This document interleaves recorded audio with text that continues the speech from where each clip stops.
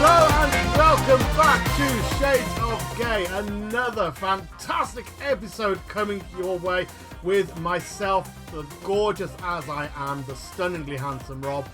Joining me this evening, as ever, is the very beautiful Susan. Say hello, Susan. Hello, Susan. And the insanely handsome Jay. Say hello, Jay. Hi! And joining us all the way from Japan is our special guest this evening, Chris. Say hello, Chris. Ohayou gozaimasu. Fingers crossed he will do the interview in English when we get to it. Chris is going to talk about setting up an LGBT organisation in Okinawa where he is at the moment and what led to setting that up and how it's going. But before we get to that and before we get to our hot topics, let's find out how our weeks have been. Susan, how's your week been?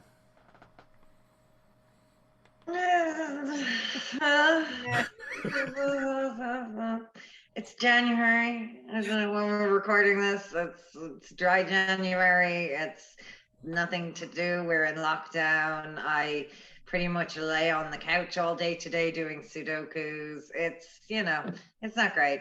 But we have reached the highlight of the week, the recording of Shades of Gay. Absolutely. And you know, that answer was better than the very first answer you gave in our very first episode. What a way to start it off. Yeah, when I asked how your week was and you just replied with, shite. So, you know, it looks like things are getting a little bit better for you. Jay, how has your week been? My week has been meh. No, it's been grand. Back to work after the Christmas and New Year. Unfortunately, again, still working remotely due to the fact with the level 5 restrictions brought in again. So back to kind of Zoom classes and stuff like that. So I won't complain too much because, you know, I can get out of the house and go to the studio and do my class and come straight home. Of course, we're not as busy as we normally would be. But as I say, I won't complain. It's not been too bad. As Susan said as well, dry January even. So plenty of water and tea. Cheers, you guys. Shades of Gay mug. Starting the merchandise. Do you know what I mean? Start get the merch out there. And also I've heard of a new one. So it's kind of out with dry January now, and it's vegan-anuary, I believe. So this is the new thing where you go vegan for January. So I'm just going to stick with the alcohol because, you know, I'm just going to do one thing at a time. I'm not an overachiever. I'm not going to push myself too hard. But apparently that's the new one, vegan-anuary. I don't know if I'm pronouncing that correctly. But... Yeah, I like bacon too much. I couldn't go vegan. I'm toying with the idea. I have been thinking about it. You remember our guest Sam? She's a vegan, and I am having conversations with her about the substitutes for things. I am very tempted to go vegan, but not right now. I need to, you know, I need my niceties. It's January, it's lockdown. Things are a bit shit. You know, I want a goddamn bacon sandwich. And as for the new restrictions coming in, so I booked. This was going back October time. I booked 2 weeks off work for the sole purpose of going back to the UK for New Year to see my family because I haven't seen them in nearly 12 months. So we'd go back to the UK, spend New Year, and then I have 2 weeks annual leave so that I can stay at home and isolate and do everything properly. I don't particularly want to travel if I can help it, but I haven't seen my parents. For my own mental health, I need to see them. Because of the new restrictions, I haven't been able to go. So I now have 2 weeks off that I can't take back, that I'm just going to sit at home with my feet up, doing nothing but editing these little shows and trying to come up with different ways to do different things. So lockdown has got me so fucked off. Anyway, other than that, I've had a good week because my in-laws have been here. They came before Christmas. They stayed for Christmas and New Year. They actually left today.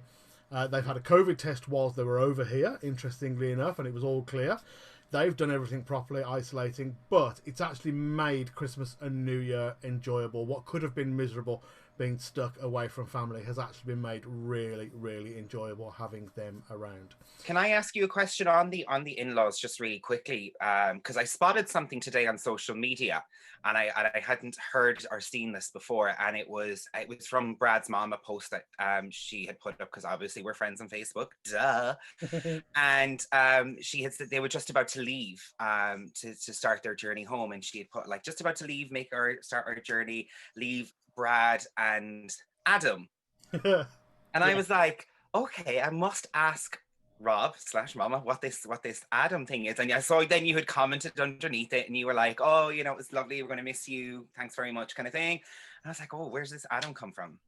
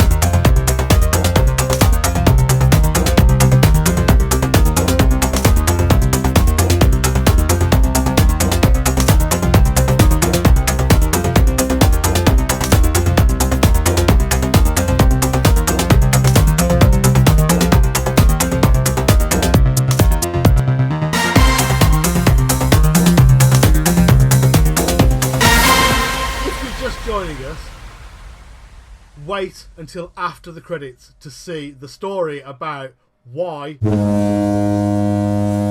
Other than that, Chris, how has your week been? It's Papa Bear. It has been so hectic. So, unlike Ireland, Japan has been pretty okay with its restrictions and stuff like that, and I've been able to travel internally. So I went on vacation before Christmas. But my workplace is able to do PCR testing to make sure that you didn't contract COVID or anything, so that was fine. But they closed on Christmas Eve when I was getting back, so I haven't been able to do a COVID test until Monday. So I've just been spitting in a tube for science, making sure that I can go back to work, basically. And they've been basically saying, you can't come back to work. Okay, you're negative, you can come back to work. And now, you know, positive cases everywhere. Oh, now you need 2 negative tests in order to go back to work. So after this, I'm going back to go spit in a tube. At least you sounds like fun. Yeah, at least you have the spit in the tube. Over here, we have the 2 swabs, the back of the throat and the nasal one. See, I never. Susan and I have both had COVID tests, and I don't know about Susan, but for me, the nasal one was just horrible, because I knew the first time I had it, I knew the person that was doing it. She was a colleague of mine, and because of that, I'm pretty sure that she decided to get her own back for something I may have said in the past, and she was digging as she was pushing. She dug extra deep. Oh, it was horrible. Susan, how was yours? I found it quite pleasant, because one, I'm weird, but also it was like as if it was scratching an itch that I'd never been able to itch. It was like a tickling sensation at the back of my head. It was so weird. And actually, my son had to have one, who is 13. He had to have one 2 weeks ago, something like that. And he said to me, "What's it like?" And I was like, "Oh, it's fine. It tickles." It didn't tickle him. Mommy tells lies. Why did you lie to me? I didn't. I really found it tickled. I imagine if we go on your YouTube and we type ASMR, we're going to see some really weird search history on that. Yeah.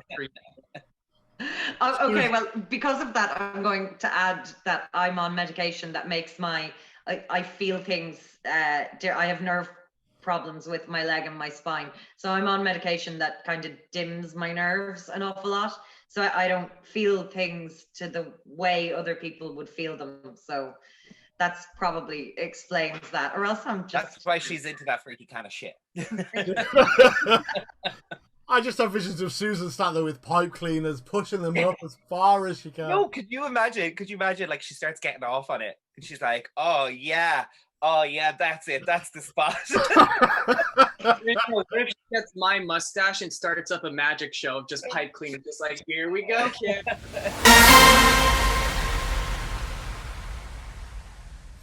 Let's move on to our topics now. And I think this week we'll start with Susan. Susan, what's your topic for this evening? Oh, it's an age-old chestnut that gets asked over and over again, and I'm sure you've all thought about it in the past. If you were to have to be stuck on a desert island, what 3 items could you not live without? What are your desert island items? Jay, what would your 3 items be?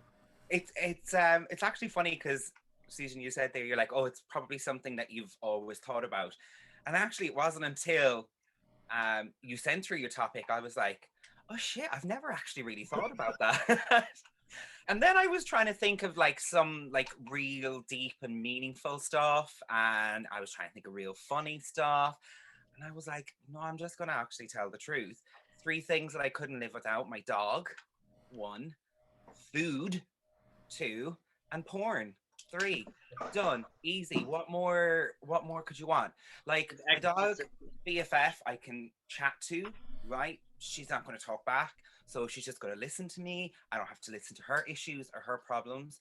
Food, because I love food, so as many snack boxes as possible, chocolate, the usual goodies, and then porn, because hey, listen, I got to do something with the rest of my time, so might as well be that. Do you know, I love your answers and I love your honesty, but I worry about poor Lola. Where is she going to go while you're looking at this porn? It'd be awfully just like you're on a desert island. Don't look at me! Don't look at me! Where do you think she goes at the moment when he does it? I'm actually now regretting bringing that up because I mean, my dog sleeps at the end of my bed. I don't know about anybody else. Lola sleeps in the bed as well. You know, Lola has her time and I have my time. My God. I'm sure the rocking puts her to sleep, in fact. Susan, I'm joining No, I'm not that kind of dad. Like, I would when she's in the bed.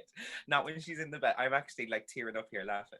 Chris, what would you take onto your desert island? What 3 things would you want with you?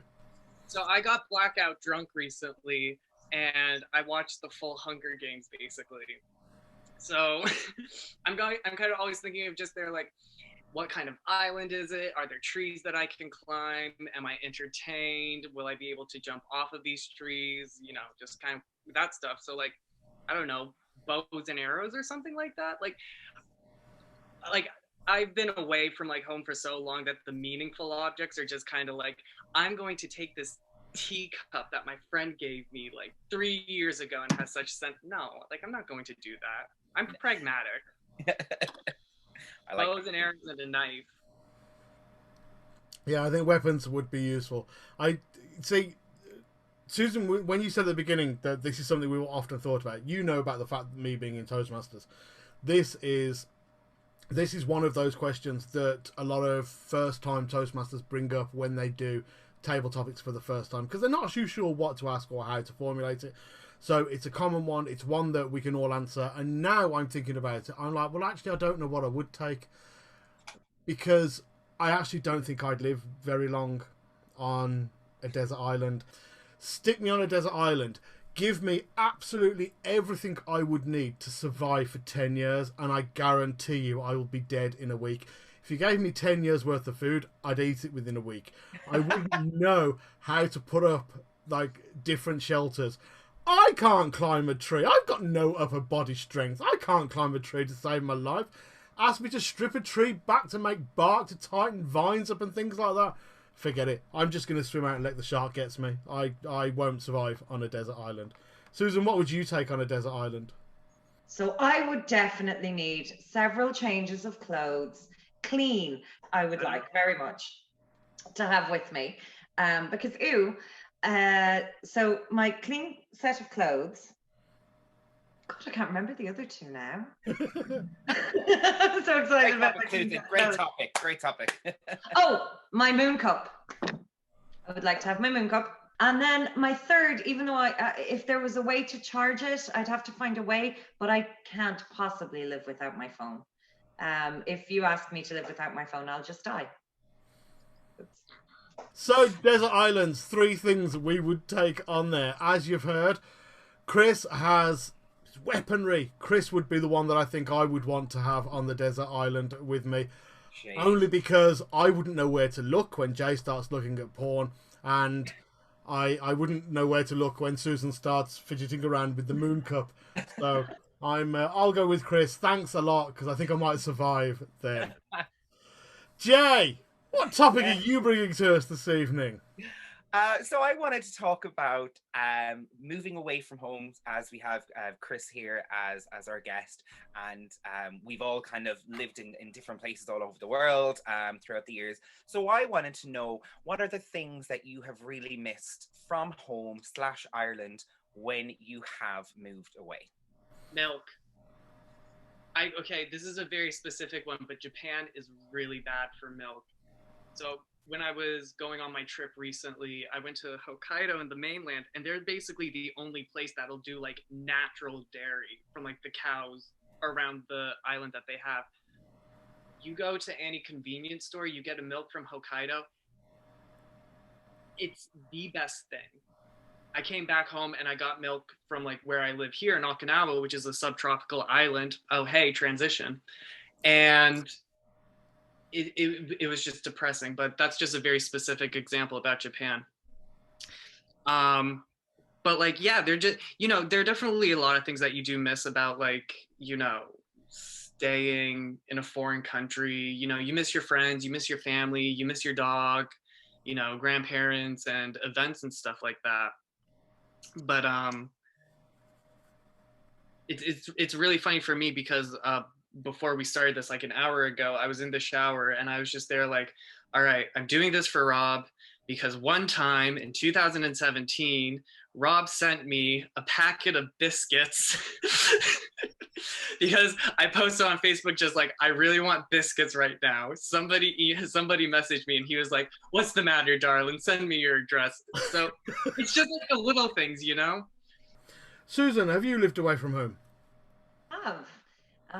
I have. I lived in Chicago when I was younger, and then when I was slightly older than that, when I was a tween, I lived in Switzerland and in Boston. So I've traveled a bit. What did you miss about Ireland whilst you were there? When I was moving home at the age of 13, absolutely nothing. I hated the idea. I dreaded it. I didn't want to come back. At that age, all I remembered of Ireland was things like rain and tractors and cows and grass and a school where I had to wear a uniform, and things like that. So, but as an adult, when I've traveled, or when I've been away from home, I think, it's always as I was getting older and we talked about traveling, we talked about moving away, it was always for me, I didn't want to go because I didn't want to be that far away from my family. There was always talk of us going to New Zealand or to Australia, and I just didn't want to go that far. So I think that would be the thing I would miss most. I suppose, like most of you have mentioned, like for me, I lived in London for 3 years, and then I moved out to the States. I was working for a cruise line company, as I've mentioned 100 times already. I was working for a cruise line company for 10 years, all over the place. And the great thing about, I suppose, being in London was, there's always somewhere in London you can find your Irish stuff. You know what I mean? You'll always find an Irish shop. You'll always be able to pick up those little bits and pieces. But the great thing about being on ships was it was never going to be forever. It was always a contract. So it might be 6 months, it might be 9 months, it might be 10 months. So I always knew at the end of it, I was going to go home. But my mom, bless her, would, once a month at least send me out just a little care package, and it would have, packets of potatoes in it, Irish tea bags, just the little kind of homely little bits that you do miss. We have digressed an awful lot this evening across various different topics, but now we're going to come to our main event, the reason why he's joining us. We're going to have a chat with Chris Campbell. Chris is currently in Okinawa. He's a PhD student, and he founded his own LGBTQIA+ group at the Okinawa Institute of Science and Technology. It's modelled after what was formerly known as GigSoc in Galway, and he saw a lack of LGBT representation both at work and in Japanese culture. His group intends to highlight the change and shortcomings at the university, as well as provide an international perspective. Thank you for joining us when it's fine for us because it's 9:20 at night, but for you it's 6:20 in the morning. So it's we're very thrilled that you have taken time out to get up early and join us. Tell us a bit about yourself. Tell us where you came from, and tell us how you got to Okinawa. And I don't mean by the plane or anything like that. Give us the background. All right, so so basically, I'm from Mayo. I feel flag. I'm from Mayo, and I was living there when I was 13, and I started off in Galway, National University of Ireland, Galway, where I was studying science and physics, and I was just coming out as gay to my parents and stuff like that, and the group that I went to usually was the LGBT group at the time that was called GigSoc. I don't know what it's called right now. Does anybody know what it's called? It's Broadsoc. Yeah, Broadsoc. Yeah. Now Broadsoc. And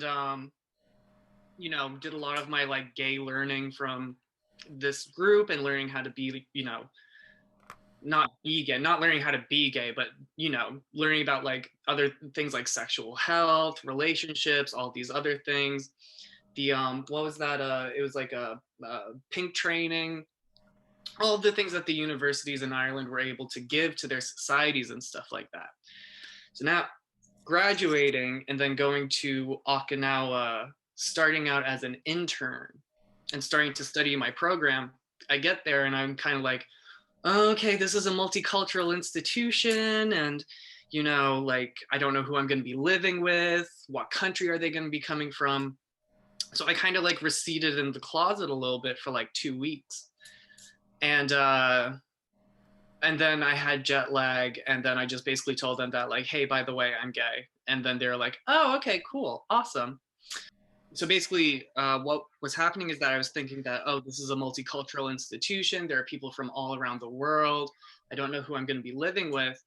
It probably might be a good idea to go back in the closet a little bit. So did that for about 2 to 3 hours, and then I told my housemates, oh, by the way, I'm gay. I don't know if this is going to be a problem. They're no, it should be fine and stuff like that.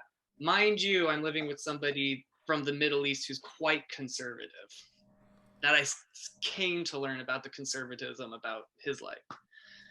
But yeah, I mean, everything was fine and everything was going well. Come June 2016, and the Pulse shooting happened. And at that point, I was reading this on the news. I was really sad. I didn't want to come to work. I told my boss that I'm sad and stuff like that. And he kind of just okay, I understand. This hasn't happened before. Maybe take the day off. And I'm just okay, people don't know how to handle this situation. So that was one incident that happened. Then the stuff in Chechnya started to happen in 2017 when I transitioned into the PhD program. But luckily there were the Russian students who were just kind of hey, this thing doesn't usually happen. This isn't everybody like us and stuff like that. So it's kind of okay, but I'm still feeling shitty and stuff like that. Then the opportunity came to make a group with a couple other people, my friends Hidemi and John, and we created this LGBT society because in my motivation, I just didn't want people to feel as shit that as I did when these things happen. When you have people who are looking at the Pulse shooting or looking at what crimes are happening in Chechnya, you want to be able to have that support group that I didn't have. So I was trying to help provide that support group. And that's kind of the origin story of why I started this group. And the reason that I'm also talking about board Gus, or not board Gus, board Road sock. Broad Sock. The reason I'm talking about Broad Sock and formerly Gig Sock and stuff like that is because I model the group that we have through that group, basically.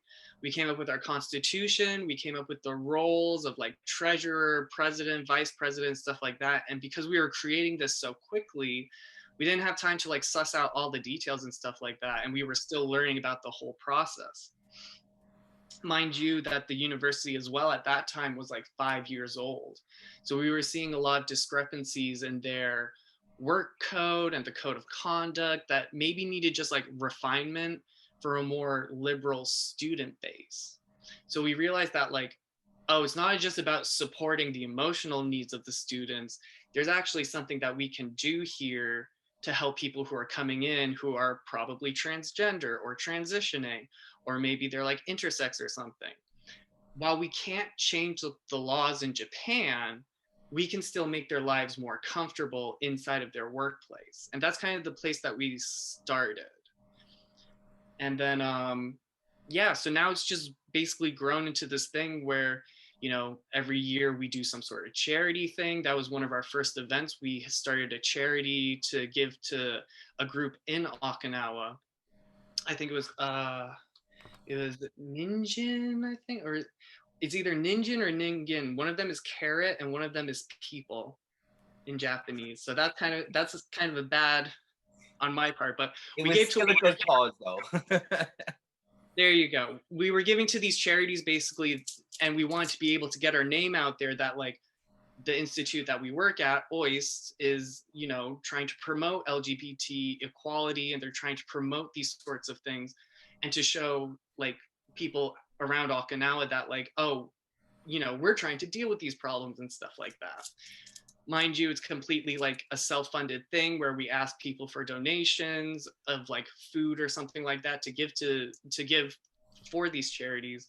And then everything that we kind of do it out of pocket of all the council members that we have. So it's been a very challenging time of just like, you know, figuring out how do we develop our society, what information do we give people, and how can we show Okinawan people a different sort of side of LGBT culture as well. Have you faced any kind of discrimination or homophobia whilst setting the group up? Was there anything you as a group had to overcome? No, because, well, okay. So being in an international university, and being foreign yourself, you kind of allow yourself to give little sorts of leeway for yourself when you're doing some sort of event or any sort of social thing and stuff like that, right? So I'm very much a person that's like, do it now and we'll face the consequences later. So one of the first things that we did was this big bake sale, and we raised a whole load of money for a man named I have his name right here, Teishiro Minami-san, who's one of the founders of Rainbow Pride in Tokyo.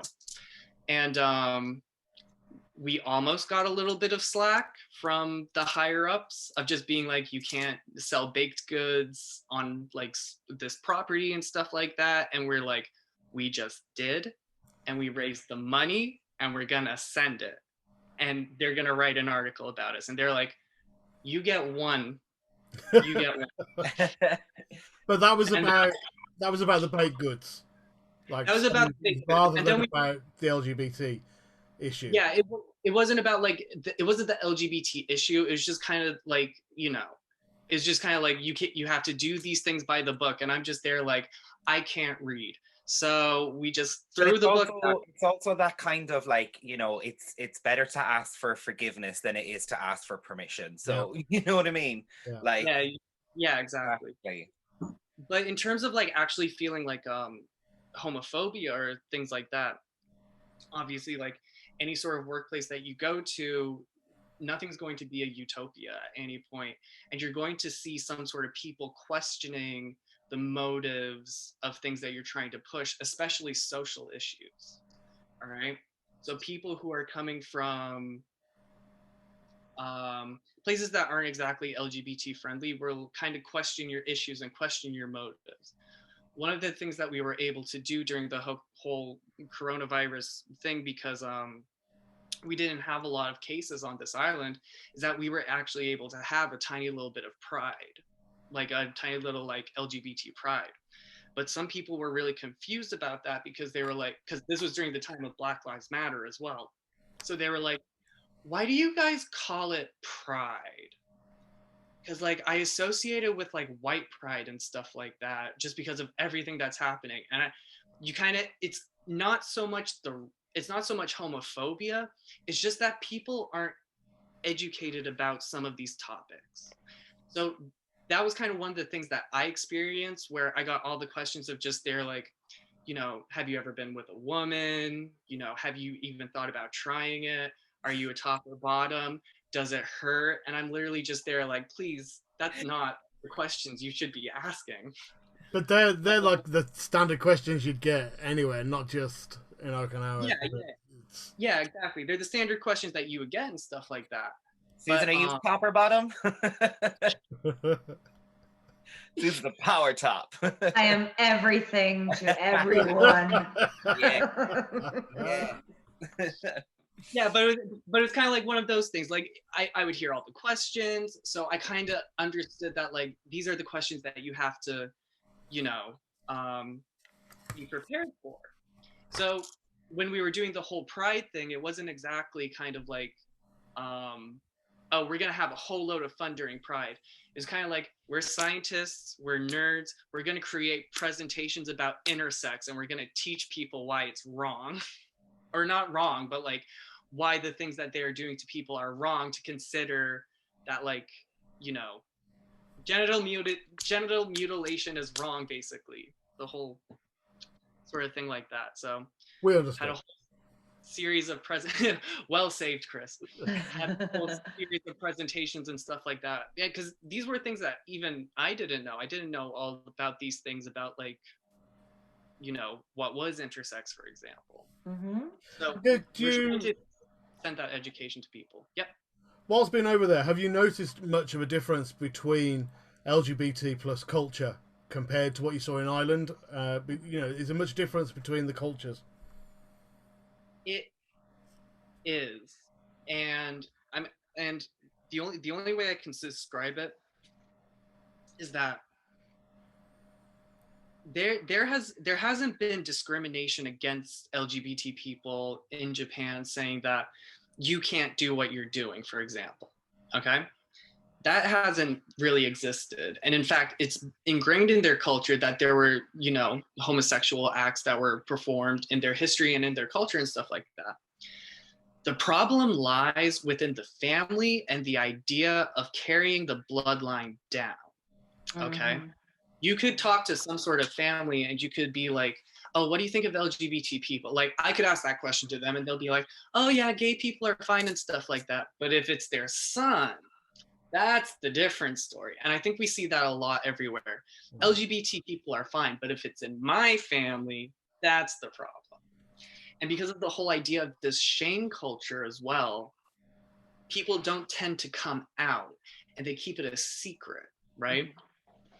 Now, these days, you're seeing a whole load more of LGBT representation in television, in Asian culture, and in Asian media as well, especially with events of like a Rainbow Pride in Tokyo. In Okinawa, we have this thing called Pink Dot, which we do volunteer at sometimes as like, you know, a little bit of a topic translator for the white people or the foreign people who are there who don't understand Japanese. We're kind of just there like, these are the topics that they're talking about, blah, blah, blah, blah, blah. So the idea of LGBT people being people is there.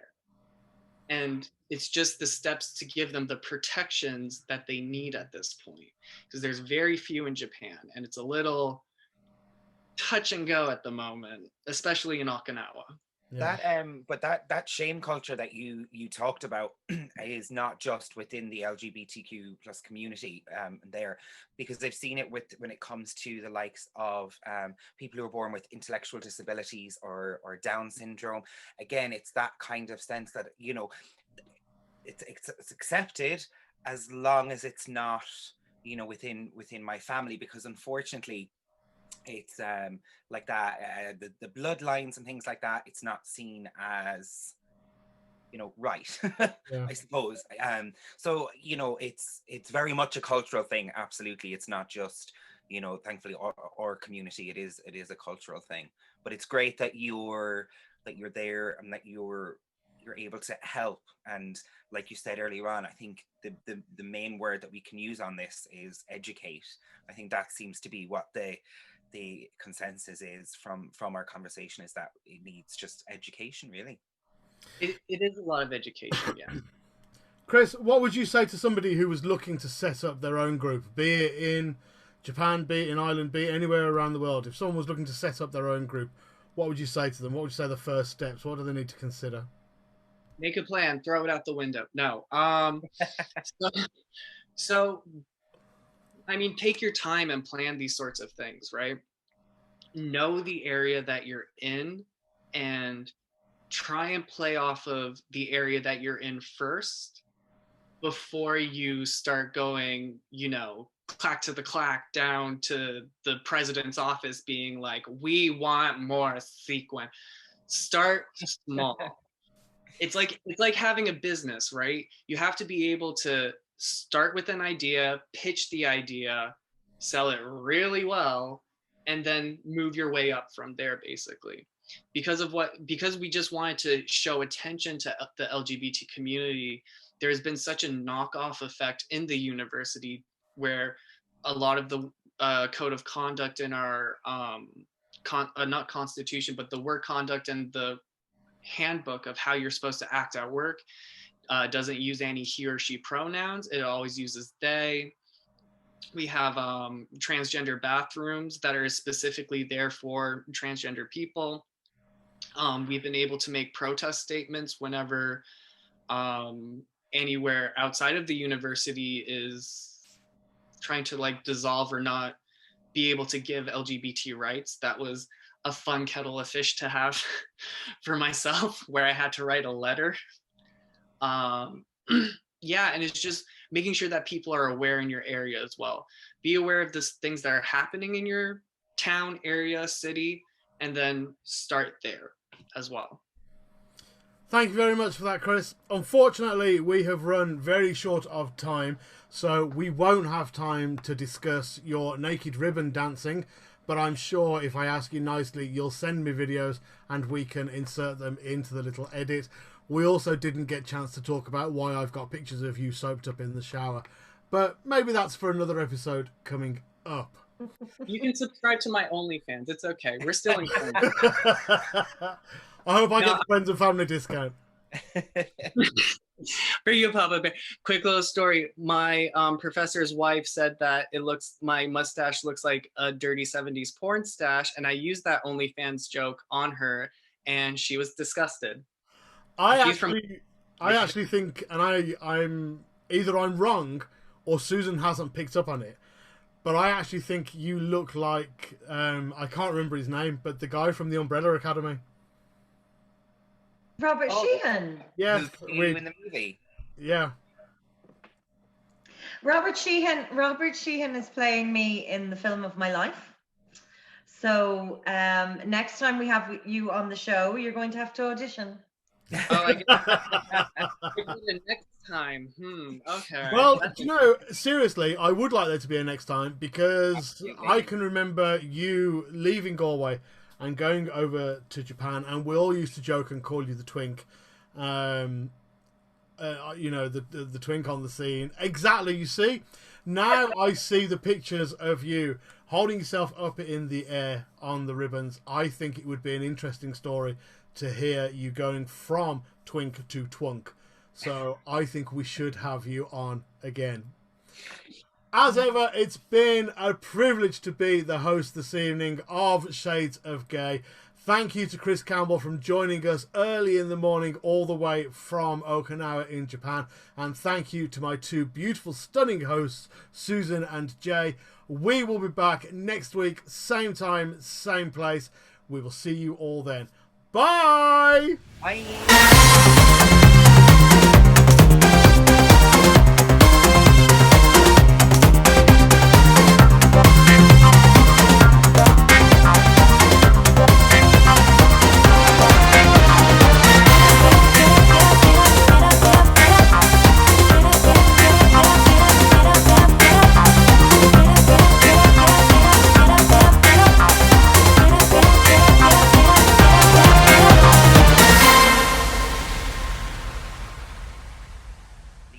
Brad and Adam. And I was like, okay, I must ask Rob/Mama what this Adam thing is. And I saw then you had commented underneath it and you were like, oh, you know, it was lovely, we're going to miss you, thanks very much, kind of thing. And I was like, oh, where's this Adam come from? So Adam is actually my first name. I don't particularly like it. I never really have, but I never really did anything about it until Brad and I moved to Wales. And in Wales, I actually can't remember why it came around, but I just thought, do you know what, I'm going to try using my middle name. And it was the weirdest thing, and it has been ever since. Things just seem to go completely differently for me using my middle name. And I became, not so much that I became a different person, I reacted and behaved differently using that different name. And I genuinely couldn't tell you what it was, but I felt much happier, so I stuck with it. And I have done ever since, and Rob is what I use. I say Rob is what I use more than anything. Rob is what I use if I introduce myself. I have friends from primary school who call me Fez, which was a nickname I had then because of Partridge, Pheasant. It's a family nickname. Okay. All the men in the family have been Fez. I have friends at secondary school who call me Landers, which was a nickname I was given at secondary school. My mom will always call me Adam. My dad calls me Kid or Flower for some reason. I don't know where that's come from, but I'm Flower to my dad. Brad calls me Adam Rob. A lot of our friends call us Bradham. And there's another couple of friends that call us Rob Lee.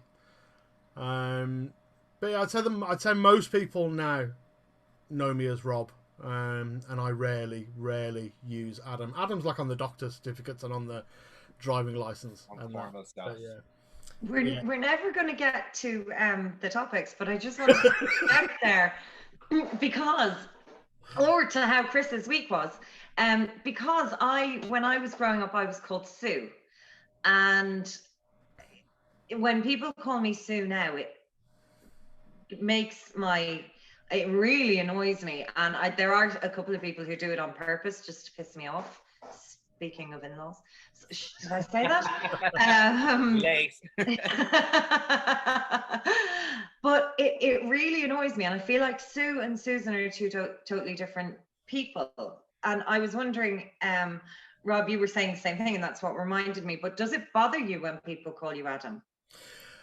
It's so. It bothers me when some people call me Adam.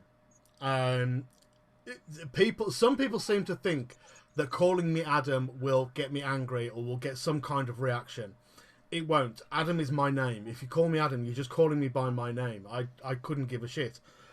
But there was so, as you know, Brad and I are very, very big on social media. Not big on social media. Sorry, we're heavy users of social media in all its forms, from blogging to Instagram, Twitter, Facebook, that kind of thing. We have accounts on all of them.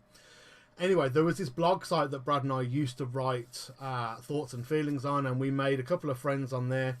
And there was one friend over on there who we got on quite well. We'd never ever met her in person. And she was going through a bit of a rough time. And through conversations in private messages, we discovered that we actually had a lot in common. Now, by this time, we'd moved to Ireland. We met her online when we were living in Wales. We moved to Ireland. Anyway, she was going through a hard time, and I just happened to say, why don't you come over and visit whenever you want? An hour later, she sent me her flight details. Oh my God. That's the first warning, an hour later. So it just so happened I couldn't go and pick her up from the airport, so Brad had to go on his own. Bear in mind, none of us have met her, ever. We've just seen each other online. So Brad had to go get her from the airport. I got a text from him when they got back to our house telling me what a strained conversation they'd had. Basically, she was giving yes or no answers. She never actually turned her head to look at him, constantly out the window. Oh my God. Then back at our house, I finally got home.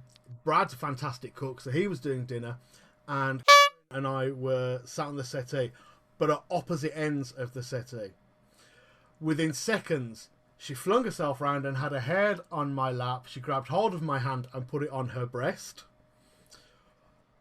And I was, no, moved it away. I was very, no thanks.